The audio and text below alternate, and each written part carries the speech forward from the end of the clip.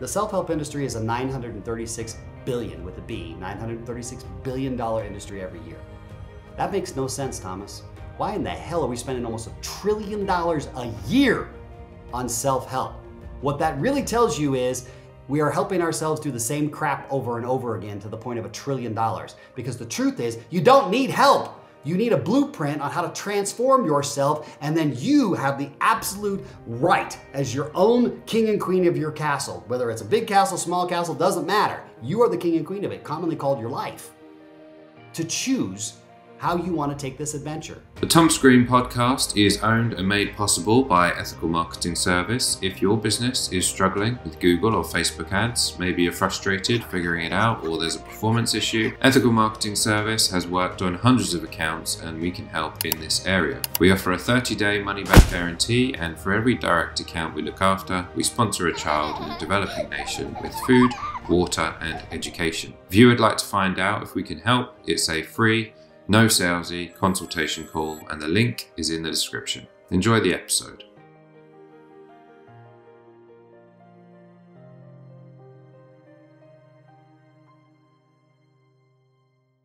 Thomas Green here with Ethical Marketing Service. On the episode today, we have Dr. Travis Fox. Dr. Fox, welcome. Thanks, Thomas. Thanks for being with you guys. It is my pleasure. Would you like to take a moment and tell the audience a bit about yourself and what you do? Yes, it's not one of the topics I talk about a lot, but since you asked, I will. That's a simple version of this. I was born in the United States, but raised in Japan and Germany for the first 9.5 years of my life, with a brief stop in Florida on the way by, due to my mother being a model and an actress, and my father being a fighter pilot. And I always tell people, if you ever saw the original movie Top Gun, it didn't quite turn out that way. It was more like that was what ended up happening. So by the time we came back to the United States, my parents decided to divorce. That was when my childhood took a very interesting turn. I'd also started my entrepreneurial journey. Back then, in my day, video game playing consisted of a video console that many of you might remember called Atari. And I wanted one. And my father said, well, you can go out and mow lawns at $10 a lawn and save up your money and do that. Or my mother said, well, why don't you start modeling? There's an opening to become a runway model for JCPenney. And I said, what does it pay? She goes, $200. I said, I'm in. She taught me how to model, how to live, how to walk, how to pose. I went up for the audition. I ended up winning the audition. And that's when my acting and television and modeling career started.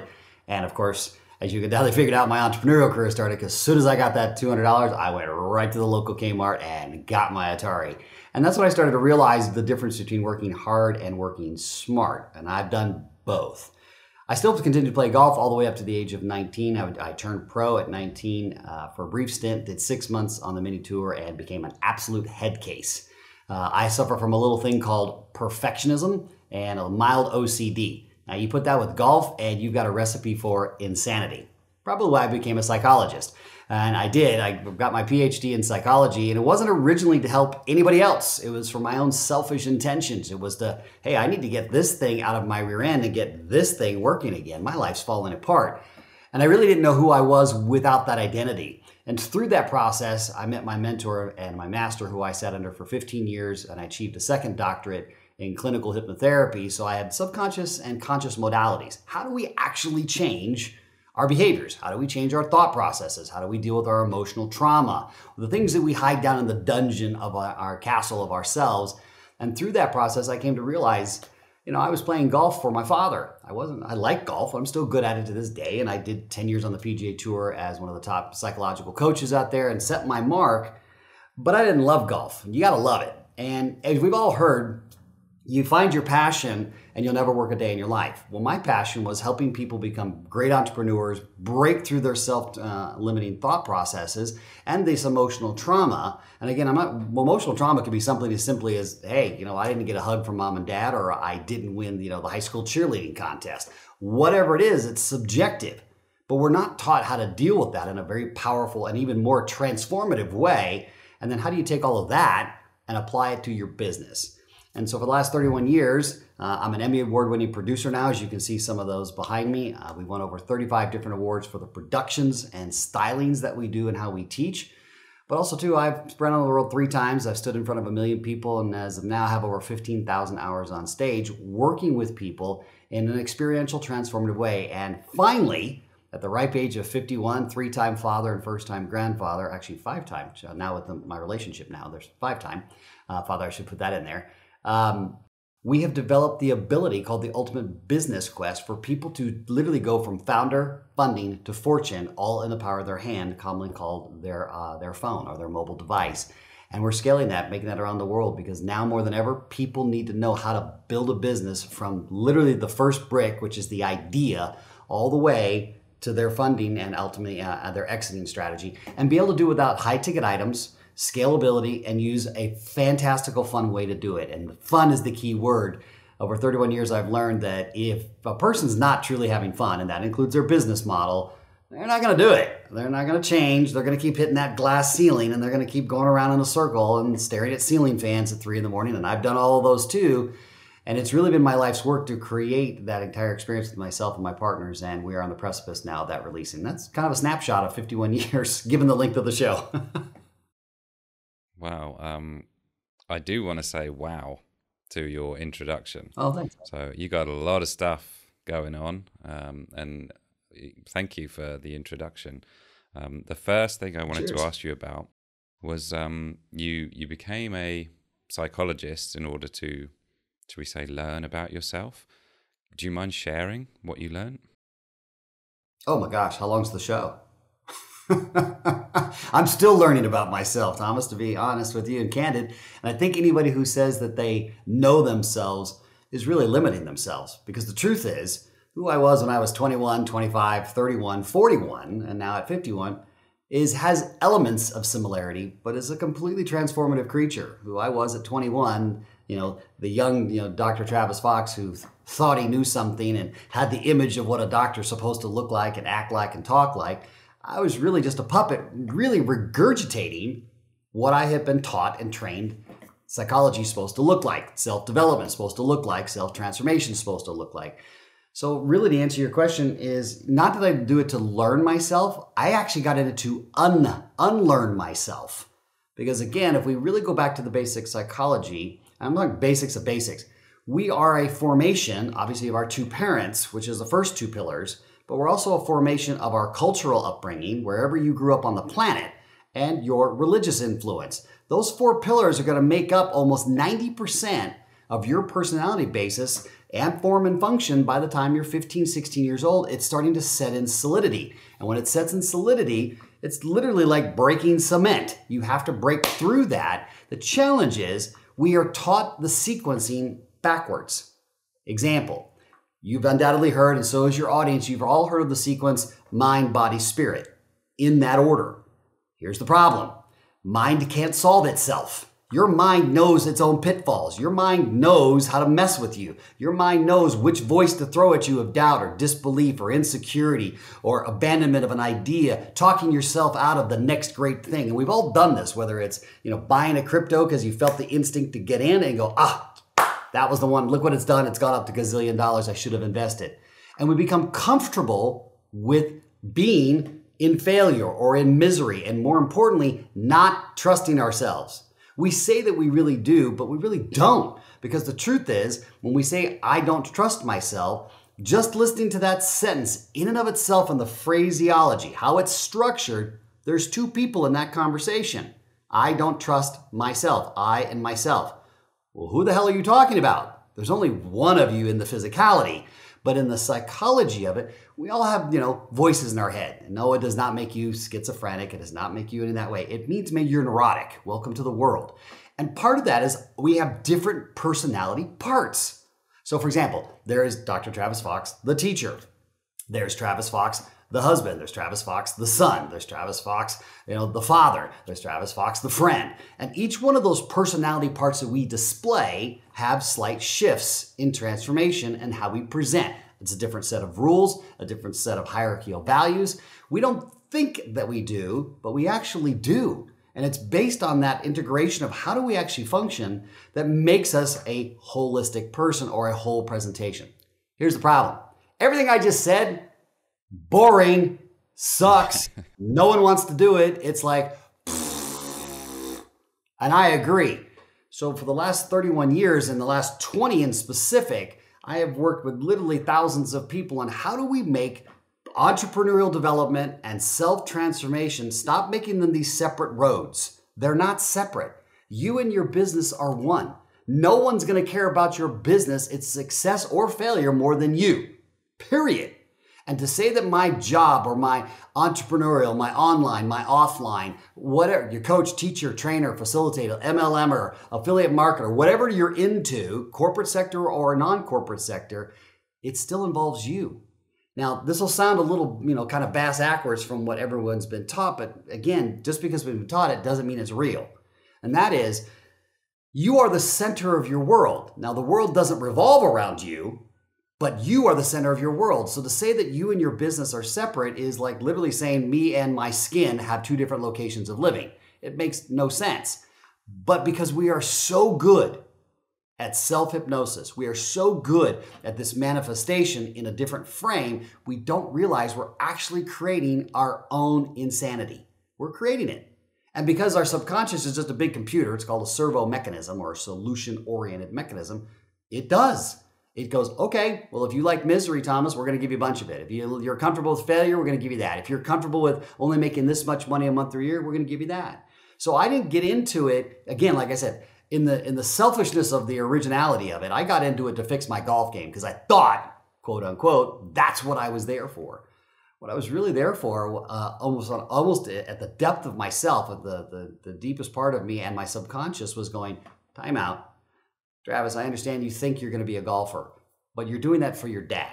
And if you're doing it for your dad, you're doing it for all the wrong reasons because you got to love golf. It is like anything, it's 100% commitment. You got to be all in.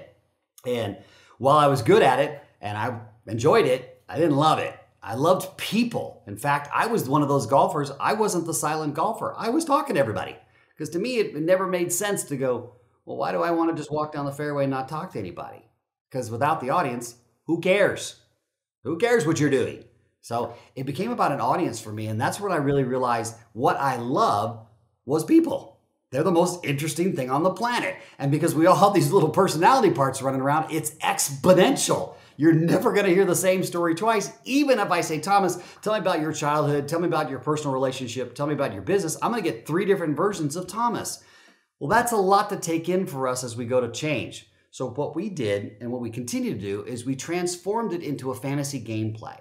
And the reason we did that is because it stokes your imagination naturally.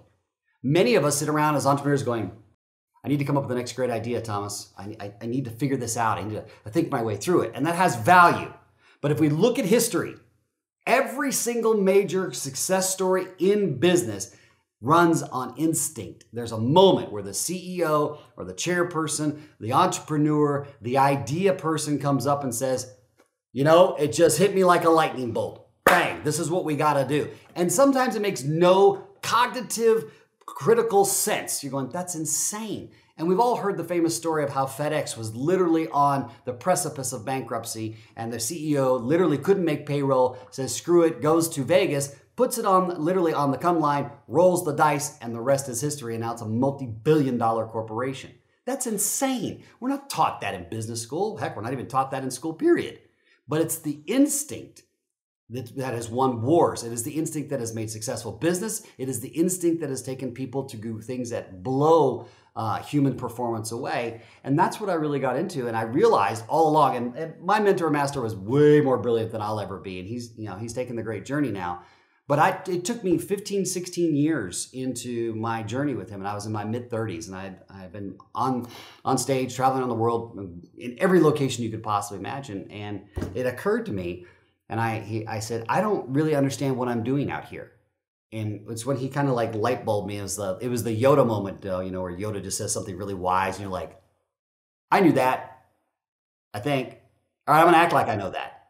I don't really know that. And that was that moment where he said to me, Travis, he goes, I didn't teach you all this so that you could go out and hypnotize people. And, that was the way. He goes, I taught it to you so you could see that they're already hypnotizing themselves. They do it naturally every day. Your job and your task is to find a way, to find the path so that they can literally learn to use that, what they do naturally every day, and they don't realize they're doing it, to direct it and then to transform themselves so they can live the life that they want, whatever that means. It doesn't always mean material success. In fact, quite often it has nothing to do with that. but teach them how to do it and teach them how to do it in a fun way. Clinicals have become too boring. They're too academic. They're too red tape. There's too much of this microizing of the knowledge. Why not make it fun? Because human beings for the last 6 centuries, we learned from mentor to apprentice. That's called learning. We have a system now, especially here in the United States, called education. Here's the problem. We come out of high school as an example, and we're supposed to be educated and prepared for the world.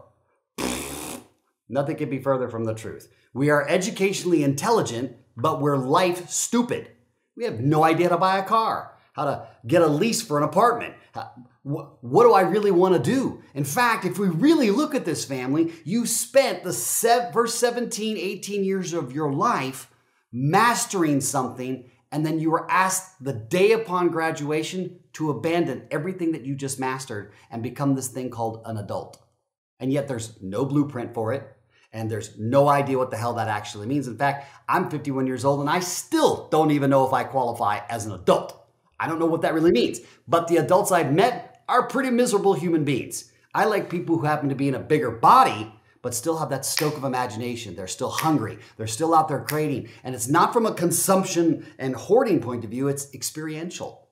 Hey man, we're only going around this thing once. No matter what your belief structure is, whether you believe in reincarnation or not, or you believe in the theory of one or not, it doesn't matter. The reality check is Thomas is only going to be Thomas and Travis is only going to be Travis one time. And that's it. So we get to make this journey exactly what we want, but we're not taught that. We're taught that in this wonderful school educational system called the School of Hard Knocks. And here's the problem with that school. It accepts everybody. The problem is it doesn't have an end date. You don't get to graduate. You just are in it all the frickin' time.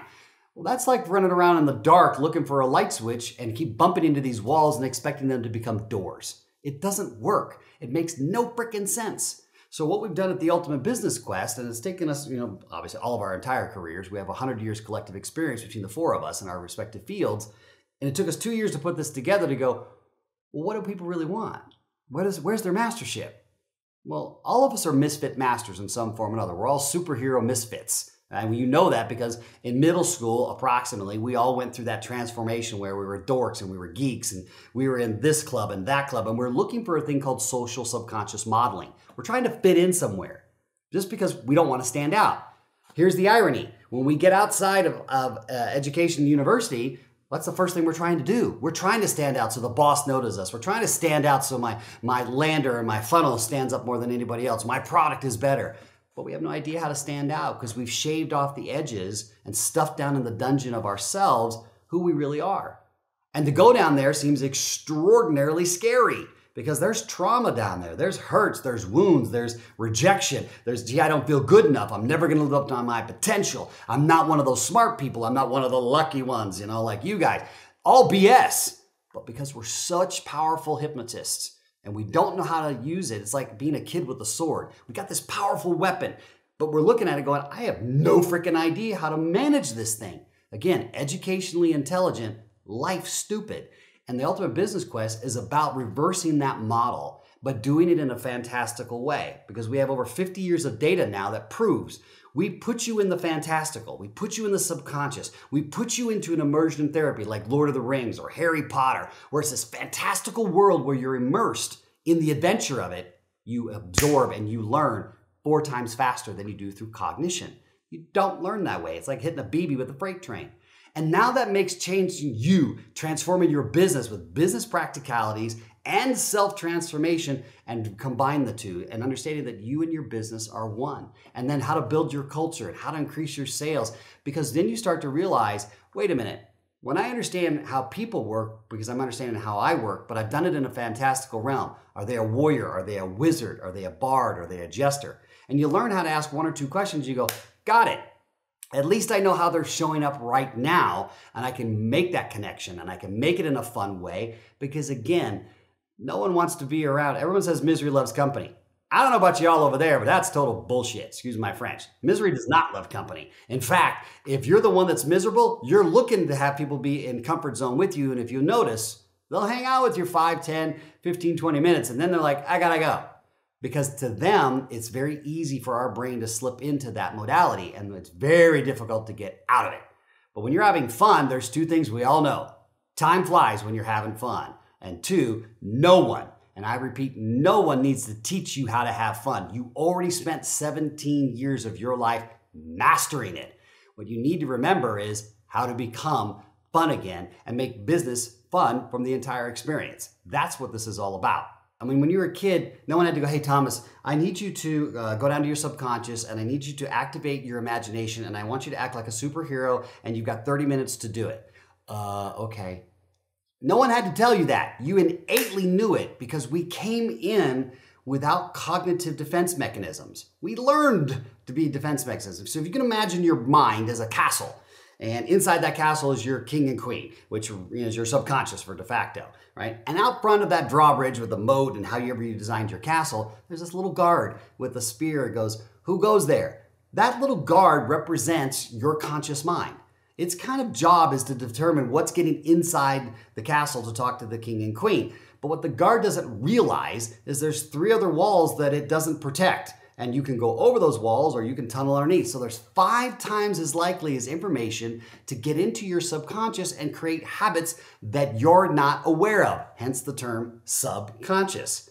The challenge with that is we're so busy focusing on things and thinking that we're protecting that we don't really realize there's a thing called osmotic hypnosis or osmosis hypnosis, which means if we're around other people or around other things enough and we're focused immersely on something else, it actually gets in. And little comments like, oh, you know what? That's a dumb idea. You're never going to reach those goals. Your dreams are too big. You need to come back to reality. These little comments that we don't pay attention to because we're so busy focusing on whatever we're focusing on, and we think we're ignoring them. But our subconscious doesn't ignore a damn thing. It absorbs everything to the exponential level. They say the conscious mind holds roughly 1 thought per second. Well, the subconscious is holding 1,000 thoughts times square. It's insane how fast and amazing this beautiful tool is. The problem is we were never taught how to run it. And by the time we go back to learn it, you're literally having a dual track. You're having to unlearn, cracking that cement, what you've spent all of these years learning, simultaneously trying to learn how to transform. And then there you are stuck in the middle. The problem with that is we all have a certain amount of time. We can use time as a day moniker, 24 hours as an example, 7 days a week, 365 a year is what we've socially agreed to. But there's a variable in that time quotient, and that is your lifespan. You have no idea when the next day is going to be the last one. And as much as we don't like to talk about that in business, and we don't like to talk about it in our self-development, our self-transformational journey, you need to. And as the great Alan Watts said, hey, life doesn't define death, man. Death itself will define your life. So everyone, should take that moment and contemplate, what is your legacy?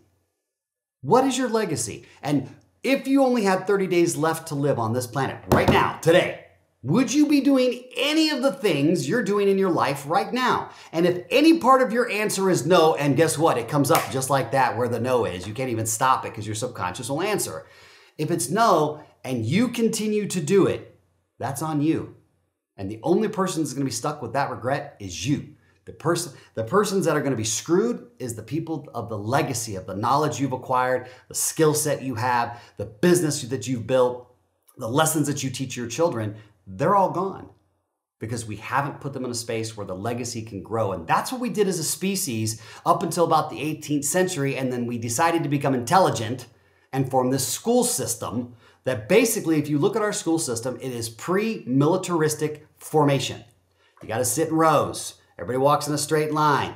Don't talk until you're talked to. Raise your hand and ask permission. If you have an opinion, it's always told right or wrong. You passed or failed. It's always based on this performance. It's never about you developing you. But you did that naturally as a kid. And so now if I say to you, hey, Thomas, I want you to abandon some of your cognition. I want you to go have fun. We're going to go build a business on the craziest adventure you could possibly imagine. It's going to have ups and downs and left and right. You're going to be 1 minute, you're going to be broke against the rocks going, this was the dumbest thing I ever did. And the next week, you're going to be a bazillionaire getting ready to go to either a public exit or being acquired. And all of it's going to be an adventure. Would you do it? Now, innately, people will go, yeah.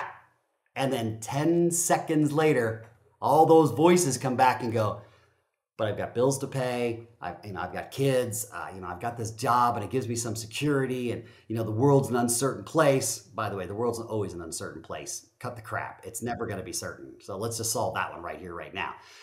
But that call to adventure, that ignited spark that's down here deep in the dungeon of your castle, still smoldering there, family. It never goes out. The only way it goes out is when you leave the planet. Then it goes out. That's a different frame. It's there. The problem is, like any other organism, any other experience, it needs to be stoked. And what feeds it? Passion. And I'm not talking a passion, this is false passion. Tom's like, gee, I'm really passionate about people, and I really love what I do. And, oh, shut up. I'm talking about unbridled, unleashed, don't give a crap about anything experience, and you're willing to go for it. Because you have to remember this. And all of you listening, please, I implore upon you. My father is a perfect living example, and I've been in this space for 31 years. I've been a serial entrepreneur, investor, author, you name it, and television. And I've been saying this message for years, and my own father proved this point about the 30 days left to live.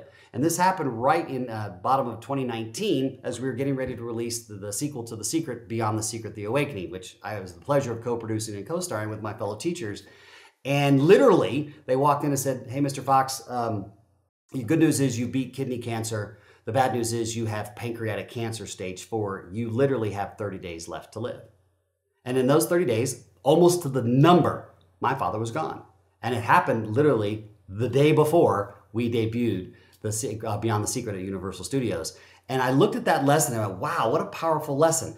For all those years, my father held on to the anger of the divorce. For all those years, he hung on to the aggression that I didn't go to the PGA Tour as a player versus a coach. I said, Dad, it's not about you. It's not about you, man. My job is not to fulfill your dreams. My job was to fulfill my own. I didn't want to be a PGA Tour player. I would be a miserable human being. In fact, I'd be an asshole because I suffer from perfectionism and OCD, which doesn't go really well with the game of golf. And by the way, I've got a PhD in it, so I kind of know a little bit about this, Dad. And it didn't matter. And he could not change it. In fact, so much so that my father didn't even say goodbye. I had to find out from my ex-wife, who called me literally the morning as we were debuting. Now, I don't say that to take you down an emotional road, family. I say it to implore upon you. Life is a gift, man. Get on it, get the adventure, get in your business and have fun doing it. And that's what the Ultimate Business Quest does, is it takes you on this adventure so that you can literally build your business, but have fun doing it. Build the company culture that's actually helps you go from literally an idea to a business and a business to a brand, because brands are where you exit. Brands are where you make those big dreams. Brands are where you see, oh, in social media, they bought Thomas's business for $4.2 billion and he did it in 36 months. Holy hell, how did he do it? Oh, he must have been the lucky one. He was in the right time in the right place. And all that's hogwash. There is always the room to create something new or make something better, the proverbial mousetrap. The question really becomes, are you willing to rediscover who you are and rescue your heart from mediocrity? Because mediocrity is the silent, slow killer of every single one of us on this planet. Thank you for the in-depth answer. If there was ever a business or a website that I'd seen of a guest of mine where I basically would have done like a product demo as an episode, it would be this one. Oh, thanks. Because before I even knew what it was, when I went on the website, I was like, wow, I feel like I'm about to enter some sort of epic film, video game type thing. I was like, this is amazing. Thanks, man. And so just so you're aware, I did download the app. So I've got, see that. Oh, good. You got the new one. Well done, mate. Well done. I took the quiz. Oh, good on you. And so do you mind sharing what the quiz is, yeah, and maybe what your result was when you did it? Sure. Cheers. Okay, so what Thomas is talking about is when you first come into the app, there is an experience, and actually you're actually ahead of us, Thomas, because we're actually making the upgrades here as we get ready to go global with this entire concept, but thank you for doing that, is to say, hey, look, let's qualify what your business is. So if you're a level 1, it means you have an idea, you're an entrepreneur, maybe an online solopreneur, even a wantrepreneur looking for a side hustle, but really don't know how to form your business. The quest is going to give you exact business points you're going to be looking for, and every single thing in the quest, audio, video, experiential, quizzing, challenging, even the tokens you earn in the gameplay have meaning. And it's your job to discover them. That's what makes it adventurous, because you really don't know, and we're not going to tell you where they are. You'll discover them naturally if you're on the adventure or you're just blazing through it like we do everything else in life. You'll see all these secrets. They're built in. 2, how do you play the game? Now, many of us have heard of like Myers-Briggs. We've heard of Carl Jung. We've heard of Sigmund Freud, and that's great. But if we go back to that, don't give a crap. And you don't. It's boring. So part of what my partners and I did is we said, what if we took the 20 years of experience that we had running the #1 residential treatment center here in the United States for at-risk teenagers? Because those are the ones that are on the brink. Because we're the last step. You could either get full incarceration or death. That was it. So this game, we got real serious. And what we realized was that serious model, that sitting in a therapist office, that cognition and constantly reevaluating the same thing over and over and over again is no different than sitting there staring at the ceiling fan at night and worrying. It's no different than the anxiety we feel about how we're going to make the next step or pay the next bill or get the next round of funding or whatever it is you're going through. It was no different. In fact, biochemically, it's identical. So how do we bring these kids back? Well, we realized almost by accident that when we dropped them into the fantasy realm, not unlike you just mentioned, they were different people. They weren't defending themselves. They weren't explaining themselves. They weren't having to rationalize. They were just being themselves. And these beautiful masters showed up where we went, wait a minute, that's the back door to the castle. They're already hypnotized. They've been hypnotized to believe that they're bad, they're non-functional, they're never going to make it, they're the misfit kids. Sound familiar? Sounds like all of us. We just happen to be adults. BS. It's the same model. And we realized when they were trying to say, do you see me? Do you see who I am? And by that discovery, we started realizing and created an entire archetypal system that allows us to work through and see all of our personalities and how and when to use them and allow ourselves to be transformative. Example, when you take the first quiz, you're going to meet the first 4 of all the archetypes. And all of this is our original IP. And that's the warrior, the wizard, the bard, and the jester. Let's break those down real quickly for you. And I don't want to do a spoiler alert because I want everyone to go take that test. It's free, so knock yourself out. But who you start the adventure as and who you complete the quest as are 2 very, very different things, and they should be. That's the point of a quest. That's the point of the bloody hero's journey that every single frickin' movie you've ever watched, from Lord of the Rings to Harry Potter, to, you name it, to Braveheart. It is still the hero's journey where we discover, and more importantly, rediscover the hidden resources that we've stuffed down inside and not allowing ourselves to live and create the potential lives that we really are, because we were so busy trying to fit in way back when, and we're still doing it almost to a subconscious unrealization of ourselves. When we go, wait a minute, fit into what? When you backpedal, you go, okay, what's a warrior? Now, if you've watched television for 30 seconds or a film, you've all believed and told that a warrior means, I'm here to fight, I'm here to kick butt, I'm here to rape and pillage the world, and I'll just fight my way through it. That's not what a warrior means, family. That is what Hollywood has told you what a warrior means. A warrior is the heart.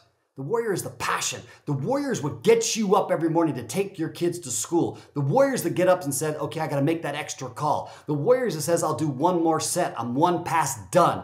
Because the warrior understands it's the nobility of the journey. It is the legacy behind it. You are the ambassador of the castle. You are the defender of the realm. You are the representation of all the chivalry, using that as the... You are literally the white knight of Camelot, if I can use that as an example, and we all know who that is. So when you understand warrior, it's about heart. And if your warrior is not engaged, you're not going to do it. I don't care who you are. You're not going to do it, family. It's part of human dynamics. Then you move into the wizard. Well, people go, well, you know, I'm really not that smart. A wizard is nothing to do with, again, cognitive intelligence. But wizards are the geniuses. They truly are the analytical ones. They can look at things sequentially and see where the sequence is off, see where there's a missing peg. Here's the problem. If you don't understand that you're talking that way to yourself, or you're talking with maybe someone in your company who is a wizard frame, you might frame them as, well, they're always negative. They're always finding the thing wrong with everything. They're always bitching and complaining about why it isn't this way. Absolutely fundamentally incorrect. Listen to the wizard, because the wizard is about the sequential genius. It is about finding how do we make it better, faster, stronger, quicker. It is the advancement. The flaw, like we have in all of us, in the wizard side is we find the flaw. That's the problem, though. If you're primarily a wizard, you're the one that's going, but it needs to do this. Oh, that's not going to work. Okay, I'm going to find that. All right, I can find that. And now that's going to, well, that's not going to work. And before you know it, you have got this matrix that you're still trying to work out from the original problem, but you've added 5 more. Because the wizard brain knows how to find the flaw. We've got to learn to harness that and then turn it over to one of our other personality parts or one of our people in our company or crew. And that might be the bard. The bard is the feelers. They know how to take the energy of the room. They're the salespeople. They're the messengers of your company. They are the ones that can feel the audience and go, ooh, these people are really excited, so let's up-tempo our excitement. Or they can feel that, hey, you know what, there's some confusion in the room. We might want to clear this up. They're the great salespeople. They're the great ones on stage because everything for them is about how the other person or how the audience feels, and they can feel them. Here's the downside about being a bard. Because you're such great feelers of other people and you feel it, your emotional stability is like a tidal wave. 1 minute someone says, Thomas, you're the greatest thing since Jesus, the best podcast I've ever seen in my life. Yeah! And you're like, yes, nailed it. And 10 seconds later they go, you know, this isn't working. I got to reschedule. The mic is crap. You know, my dog puked up on the carpet, whatever. And you're like, oh, crap. So we're constantly on this emotional roller coaster ride in the bard self. So we get to learn how to use the bard. And last but not least is the jester. The jester is not the clown. It is not the one that entertains the king and queen by doing stupid little things. Again, Hollywood's representation of the actual design of the archetypal jester. The jester is connected. The jester is the one that can go sit in the forest or sit on a log or sit on a rock and go, what's the bigger picture? Why are we doing what we're doing? Are we on directional point? Are we on true north? Are we following the compass and the mission statement that we're really on? Because sometimes we get lost in business and we don't know where our map is anymore. We don't really realize we're still trying to climb to that mountain or get to that next valley for rest, but we've wandered off because we're dealing with problems and cultural issues inside our company and sales KPIs. And do we have a competitive market advantage? And the landscaping of technology as we go to Web 3.0 is changing so fast, we feel like we can't keep up. The jester can be very centered. They are the great consultants. They are your advisory board members. They're the ones that can step back and go, hey, Thomas, you know what? Here's what our mission statement was. Here's the adventure we're really on. Let's not get lost in the weeds looking for the forest. Let's keep targeted on the forest, and we're going to keep moving through the weeds and much in more direction. So you look at that first test, you get to see how you show up. Now, the ironic is, again, if you go back to the beginning of this interview, we all have a belief that we are one singular thing. Well, I'm Travis Fox. No, you are a series of Travis Foxes, and depending on how you're showing up in that particular frame is how you're going to show up as a warrior, wizard, bard, or jester. Now, go on the quest and start to discover how other people show up and how to identify it, and now make that fun and how to use your personality parts, your warrior, your wizard, your bard, and your jester in specific situations. And I'm not talking about fake it till you make it, none of that crap. I'm talking about you being you in that frame, because that is you. It's not you trying to fit in, say the right things, and be politically correct. Bullshit. Get rid of that crap, because then you're not even being true to yourself. So why the hell should anybody be true to you? And here's why. Because people believe, even now, that as you and I are talking and all of us are listening to the show together, is that what comes out of my mouth is exactly what you hear and what the audience hears. There's a million interpretations going on right now, and they're all correct and they're all incorrect, because we all subjectively and objectively interpret what we're hearing. So there is no such thing as just Travis Fox is speaking and you're hearing it conscious to conscious. There's conscious, there's subconscious, and there's shadow conscious, and they're all talking at the exact same time. But because they are below our conscious awareness, we feel them. And you'll know this by you've met someone, you go, wow, oh, okay, that energy is weird. I gotta go. And you don't even know why. And you just met the person, you're like, ah, snap, I gotta get out of here. Or conversely, you meet him and go, we're going to be friends for life. There's something about you. I just feel like I know you. And we've all said both of those statements. We've all said it, but we don't really realize why we're saying it. And that is because part of our jester, part of our subconscious, part of our shadow conscious is innately talking to each other, and we can feel the disconnect. It's not the right archetype to talk to each other. It might not be the right timing. It might just be flat out you're on two totally different adventures and you're saving each other time.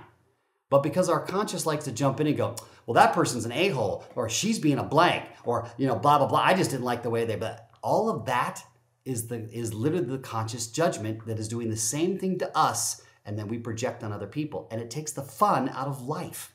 If we just step back and go, oh, okay, this is how Thomas is showing up. He's showing up as a wizard. Cool, I like wizards. Wizards are gonna go to that linear space. Well, let me give you all the wizardry stuff. Boom, boom, boom, boom, boom. And then I want you to find the flaw in it. I want you to go, well, what about this? I'm like, that's a great idea. But then we're gonna go da, da, da, da again, because now I'm allowing you to be the wizard self that you are. I get to learn from the mastery of your wizardry, and I get to apply it to wherever I need to apply it. That's team building. That's how you build a castle. Every single brick in your castle, that metaphor we talked about a moment ago, is your life, is your business, is your company culture, it's your sales force, it's your children. As men, we're taught the sequence of go be business successful, get the girl, then you get to work on your body, commonly called a midlife crisis or a health crisis, because we've sacrificed so much of ourselves to get into that success mode, to have the ideal relationship, because that's what we're constantly bombarded with on film, television, and now in social media. Nothing can be further from the truth. As men, when we were in a more tribalized space, when we were in a different civilization here on earth, a man had to go through a rite of passage. You know, whether it was a bar mitzvah or whether it was a tribal wedding or whether it was a fire ceremony, whatever it was, they had to go through a rite of passage to become a man.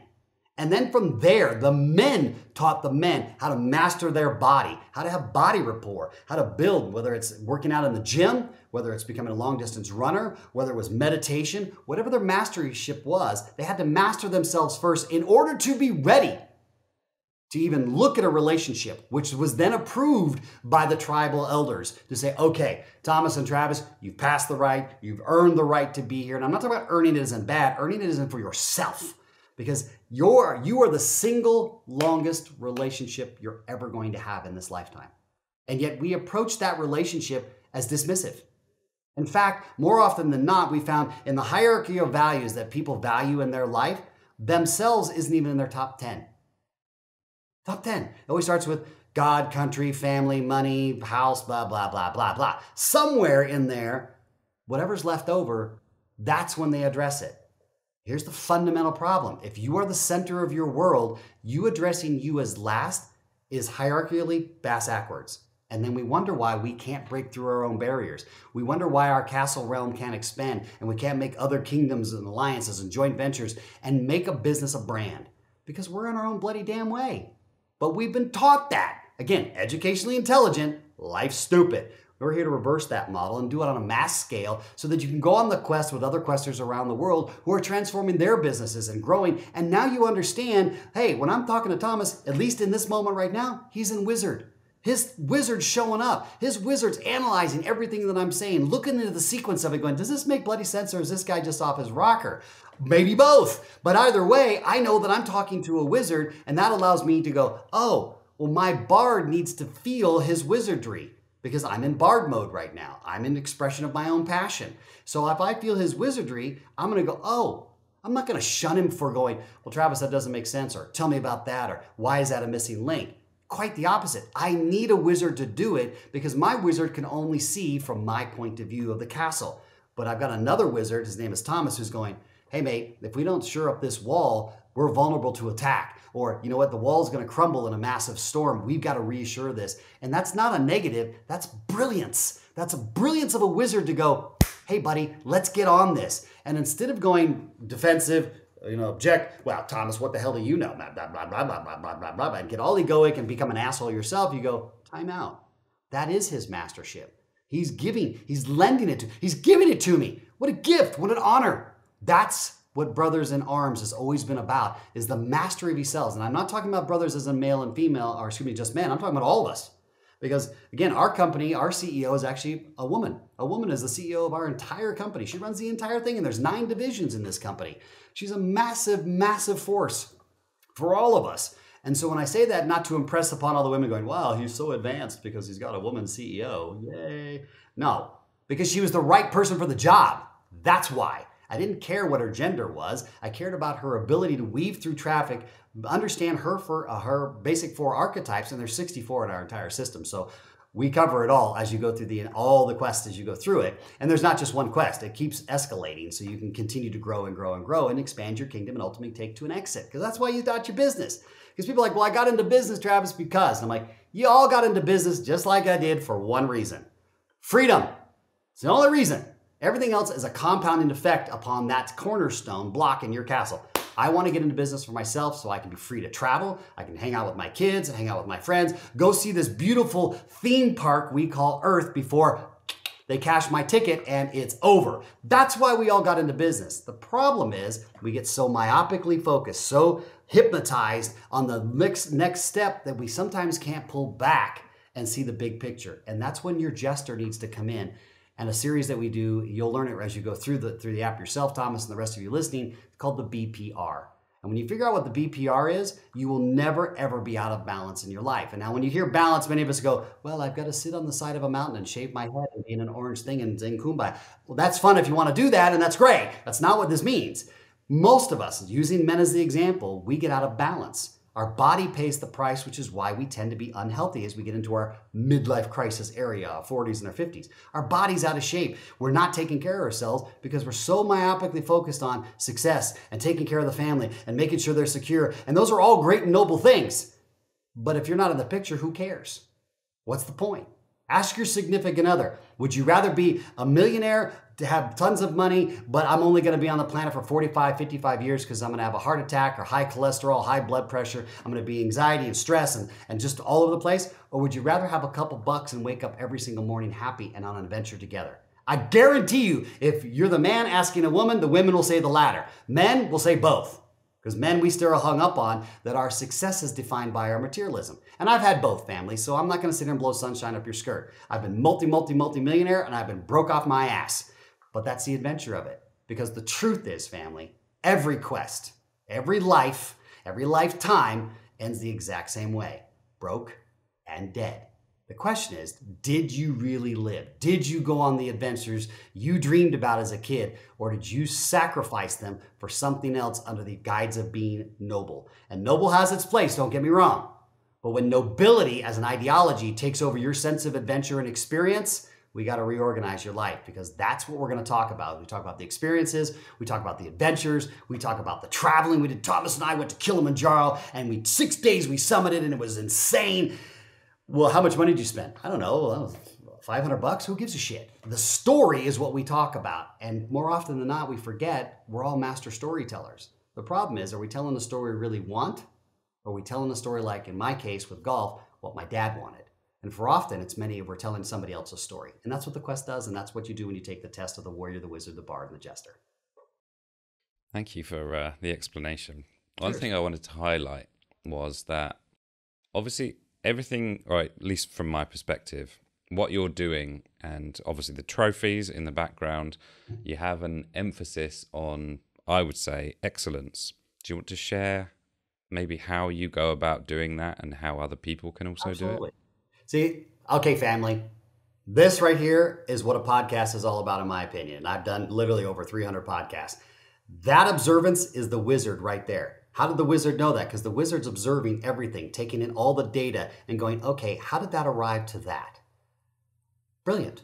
Absolutely brilliant. For me, then I get to go, great, I'm talking to a wizard who asked me a question that is not in your typical normality of what a podcast is supposed to do, quote, end quote. Love that. The answer to your question is yes. I have a personality part that is a super wizard, and many of you would call a super wizard more on the spectrum. I happen to be on the high end of the spectrum, and I also have an autistic son. So I do know that experientially, and I also know it as a parent. And what is interesting about that is I was labeled as a kid as ADHD and OCD with a perfectionist override. Again, not a great recipe for golf.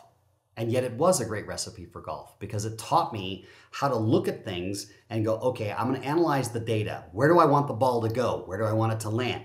But what I had to learn the balance of was I had to learn my bard side. I had to learn how to feel the shot too, and not be just so analytical so that I could repeat this like a machine, because it's still a game too. Golf's a game. And why we all love Tiger Woods or Phil Mickelson or DJ or Rory or any one of the great golfers that are out there nowadays is because they're passionate about it. They release their passion. If we go back in my day with maybe Mr. Jack Nicklaus or maybe Lee Trevino, yeah, they showed some emotion, but it was after they won. I mean, it wasn't during the match. What everybody loved about Tiger Woods was the, yeah, when he made a putt, he didn't give a crap what the other competitors was dealing with. He was feeling his shot. I had to learn that. But here's the irony. I was already a master in it, but in the wrong frame. See, I'd been on stage and television my whole life since I was 9 years old. It's normal, which is what some of these awards represent, was how to become a master storyteller. How do we take people on adventures? I mean, George Lucas has done it on a cataclysmic scale. You would know that as the Star Wars. The entire, it's not even a trilogy anymore. I don't even know what to call it. A gazillion. It's got a million of them now. Or The Lord of the Rings or Harry Potter, where they take us on these epic adventures. And that's what we all really want, which is why there's such megalithic successes. Is because they take us. Avatar is another one where we're flipping between reality and fantasy the entire time through the movie. And it's this metaphor between conscious and subconscious. And we start to look at that and go, well, why can't we use that in our own life? And for me, the last 31 years and still going is how do we take the fantasy, slap it into the reality, and then go back and forth, which is really the use of our entire holistic self, conscious, subconscious, and shadow. And make it safe to go down in the dungeon and go, you know, that really hurt and I need to clear that out. And you know what, I was really disappointed when, and clear that out, as opposed to hiding it. Now, again, I'm not talking about woo-woo. We all need to get together and hold hands and sing Kumbaya, although that's fun, and I've done that too. It's really about being comfortable with the personality parts of yourself. And so for me, it is a constant exploration of how do you make that fun for people to go warrior, wizard, bard, jester, king, queen, barbarian, necromancer, vampire, shaman, knight. Take all of these archetypal symbologies, understand how we apply them in your business. How do we apply them to the application of your own body? How do we apply it to your relationship and start to balance your life? And I don't mean balance as in boring. I mean balance as you are consciously, cognitively aware of the choices you are making. You're not on autopilot. And that starts with the realization, and you'll hear this as you go through Sound Alchemy Mountain with this adventure number 5, is what's the difference between a decision and a choice? To many of us, they're symbiotic. We think they're the same. And I chose excellence. I chose mastership because to me, one of the great tragedies that I learned in my young years was, yeah, I don't want to say I mastered golf, but I'm pretty damn good at it, right? I'm not Phil Mickelson, I'm not Tiger Woods, I didn't win the Masters, but I did a very damn good career, and golf's taken me all over the world. Even to the point where we were the first psychological golf infomercial on the Golf Channel in history, on PBS and XM radio, where we said golf doesn't have to be this kind of game. Well, let's make it fun. And let's apply that to your business. Let's apply that to your children. Let's apply that to your relationship. Let's apply it to everything. Because golf is the one thing that represents externally, you are the center of your world. Everything in golf starts and ends with you. Not your caddy, not your trainer, not the golf course, not the superintendent, not the wind. That's just like business. There's always variables, and you're constantly having to be aware of them. The trick is, are you unconsciously incompetent or are you consciously competent? And that is the move. That's the adventure we're all on, is to rescue ourselves from falling into this deep self-hypnosis of patternistic habits or patternistic habituality. And for me, it's constantly pushing that envelope of, well, what does Travis show up in this frame? Well, how do I show up here? How do people show up in this frame? How do we put that in an adventure form for them? And how do we make self-exploration, self-transformation fun again? You see, the self-help industry, and here's my wizard showing up for you now. The self-help industry is a $936 billion with a B, $936 billion industry every year. That makes no sense, Thomas. Why in the hell are we spending almost $1 trillion a year on self-help? What that really tells you is we are helping ourselves do the same crap over and over again to the point of $1 trillion. Because the truth is, you don't need help. You need a blueprint on how to transform yourself, and then you have the absolute right as your own king and queen of your castle. Whether it's a big castle, small castle, doesn't matter. You are the king and queen of it, commonly called your life, to choose how you want to take this adventure. Because we're only going to go around once in this body. And that makes the adventure fun of it. And it also puts that impetus of passionate fire on fire all the time, because you understand that time is a resource in your kingdom.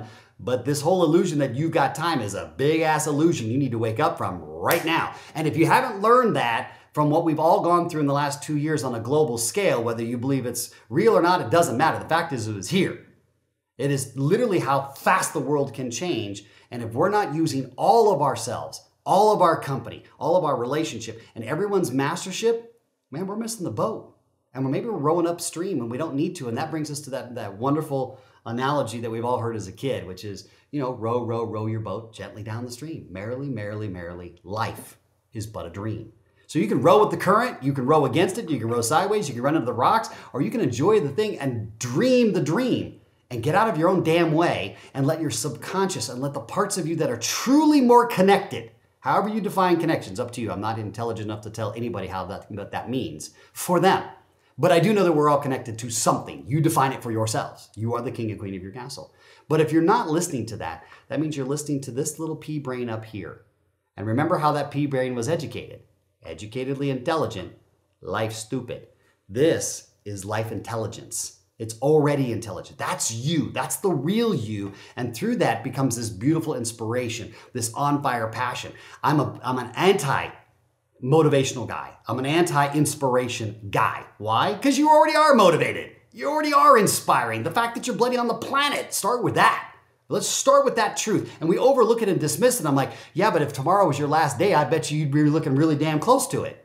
So what stops you from looking close to it? And that's because the part of our personality that doesn't want to look at the finality of it is one of our other archetypes. Your job is to discover that archetype and understand what it is and use that as a tool, as a king and queen would. You see, a king and queen always have their warriors on call, whether to be ambassadors or defenders of the realm. They're wizards. Hey, Thomas, I need us to analyze this data. I need to look at our ad spend. I need to look at what is our expenses versus our income. What are the KPIs that we're hitting? I need the wizards to tell us that data. Hey, bards, this is what's going on. The wizard just gave us all this data. This is what we need to do. This is the message we need the audience to feel about what we're doing, what we're building, what our service is, what our experience is. Hey, jesters, the king and queen need to go out in the forest. We need to sit still for a while. We need to make sure that the kingdom is on point. We're taking care of everybody in the realm. We're along with our mission statement, and we're leaving the legacy to pass the throne to the next generation, whatever that may be for you, whether it's passing it to the board, passing the CEO, to your children, selling the company, but staying on point.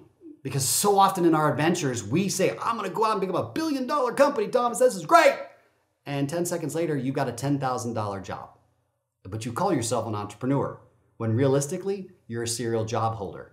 Isn't it time you rescue your heart from mediocrity? That's what this excellence is all about. Because I had to rescue me from Dr. Fox. Because Dr. Fox was on the path of being the perfect doctor on television and having my hair done perfectly and having all the answers and having all my shit together, when deep down inside, I don't know. I'm making crap up too. I'm on my own adventure. Just because I have the word doctor before and after my name doesn't mean jack squat. In fact, if you call me Dr. Fox, it's either A, you don't know me, or B, I got good dinner reservations. But otherwise, I'm T. That's my name. Or Fox. I go by both. And here's why. When my master was so brilliant, he goes, Travis, do you even know where the etymology of the word doctor comes from? Again, educationally intelligent, life stupid. And I go, well, no, doc, I don't. He goes, why don't you look it up and come back to me? Okay. Beeline it right off. My wizard's digging through. What does the word doctor really mean? Holy crap, it means expert. It means that. No, it actually is derived from the original Latin word, which means teacher. Teacher. And as that moment, I remember the day today, I was 35 years old, thought I had it all figured out. I was the height of pinnacle success. I had the cars, the houses, the fancy clothes. I was the bomb. I was so far out of alignment with myself. My BPR was completely out of alignment. And I realized just from that one little message, just the Yodistic movement that he used to do with me, and he'd go, okay, what does it mean? I said, wow, am I worthy even for the title to be called teacher? What the hell do I actually teach? I'm just regurgitating what they've taught me so I could have all these letters behind my name so I sound really cool at cocktail parties. But what do I really teach? And that's when it all changed. Boom. Everything changed on a dime when I went, oh my God. Not a teacher from I know, but a teacher from a guide. Which is why when you look at all the people that are in the quest, all the great teachers, and they are phenomenal teachers, from Tom Twilliger, who's Mr. America, and competed Mr. Olympia, has been in that space for 40 years, and Robert Riopel, and Aaron Huey, and Sifu John Goff, and Michelle Eberhard. These are all teachers that have been teaching for 25 years in their respective or more fields. The teacher doesn't mean we know it and you don't. We're guides. That's why we're called quest masters. Our job is to guide you on the adventure so that you can discover every little secret that we placed there along the way, because no different than an Easter egg hunt, When you're on that quest, you're hungry. It's natural. We don't have to motivate you. We don't have to inspire you. We don't have to give you your daily quote of inspiration, Thomas, so that you can get up and go to war out there and doggone it, people. Shut up. No, you're on fire naturally. When it's stoked properly and it's hit, you don't need to be inspired. You don't need motivation. We pull 18-hour days here every single day. And we're traveling, we're talking, we're speaking, doing beautiful podcasts like this. And people go, well, how do you do it? Our response is always the same. How could we not? It's part of our adventure, man. We love it. I don't give a crap if I'm up at 4 a.m. doing a podcast. Why not? Because I get to be, boom, in the passion, talking about the message, meeting great people like yourself and your audience and going, who wants to go on the quest? Who wants to go rescue your heart? Who's sick and tired of knowing there's something more going on in here and you can feel it because the bard in you is going, hello, can we have a little bit of fun, please? Because this sucks. We're tired of being the same old boring crap. And the jester in you is like, yo, man, let's go on vacation. Let's just punch our ticket. Let's get out of here. Let's go down to Costa Rica, or let's go to Belize, or let's go to Fiji. Let's see the world, man. And our wizard is so locked into gotta,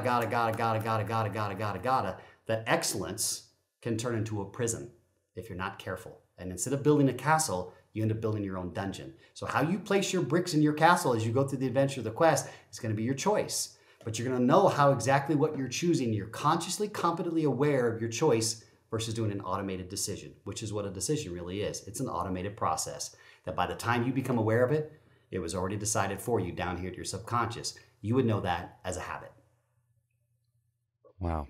Lots of good information. I think I'm going to enjoy watching this one back. So, for those that need to know where to go, where do people download the game from or visit? Yeah, great. First thing, if you want the easiest thing, you can go to the website, which is the ultimatebusinessquest.com, ultimatebusinessquest.com, and you can also go to our sister site, which is Ultimate Body Quest, the 2 divisions, because your body's a part of that as well, and that's our nutraceutical side, which you'll see the warrior and the wizard and the shaman, and the king and the queen. But go to ultimatebusinessquest.com or go to Apple and Google and look up Business Empire. You can't miss it. You'll see the logo you see on my hat right there. Start your quest today. And again, here's the best part. You guys are the perfect timing because we've made the app free for everybody. We want everyone to go on the quest. So there's no excuse. Don't tell me you don't have the money because it's bloody free. Now it's a choice of, are you spending the money of your time playing games that don't do anything for you, or are you going to play the game and get serious about playing the game of your business? You choose. But either way, the quest is there for you. That's how you find it. Well, T, thank you for all the value today. I've really enjoyed it. And congratulations on everything you've created. I think it's brilliant. Thanks for letting me be on the show, and thanks for letting me have the message out there, mate. And thanks, as always, for doing the show. Because people, this is where the true shows, in my opinion, are now, is where the podcasters are, the people who are willing to ask the questions that traditional media may not ask, or they're only asking for it to be contrarian. So thank you for continuing to do the work that you do, because I know what it takes to produce a podcast, and it's not as easy as it looks. And if it was that easy, everybody would be doing it, and everybody's not doing it. So thank you for letting us have a platform where we can actually talk and actually express the way we want to express. I appreciate that. It is my pleasure.